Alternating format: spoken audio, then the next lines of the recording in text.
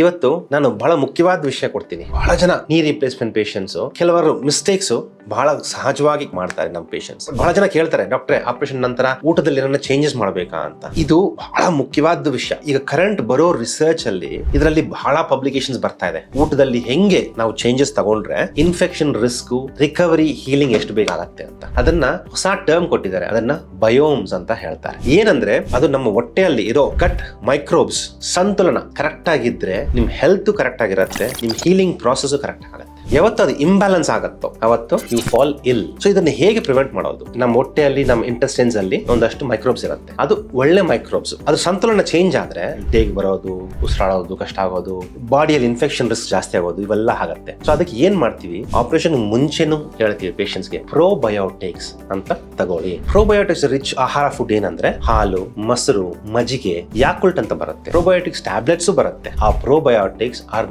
Non to help and reduce the risk of infection. ಹೀಗಾಗಿ ನಿಮ್ಮ everyday life style ಅಲ್ಲಿ ಈ ಡಯಟರಿ ಹ್ಯಾಬಿಟ್ಸ್ ಚೇಂಜಸ್ ಅನ್ನು ತರಿಸ್ಕೊಳ್ಳಿ. ಇದರಿಂದ ನಿಮ್ಮ ನೀ ಹೆಲ್ತ್ ಮತ್ತೆ ಜಾಯಿಂಟ್ ಹೆಲ್ತ್ ಹೆಲ್ತಿ ಆಗಿರುತ್ತೆ.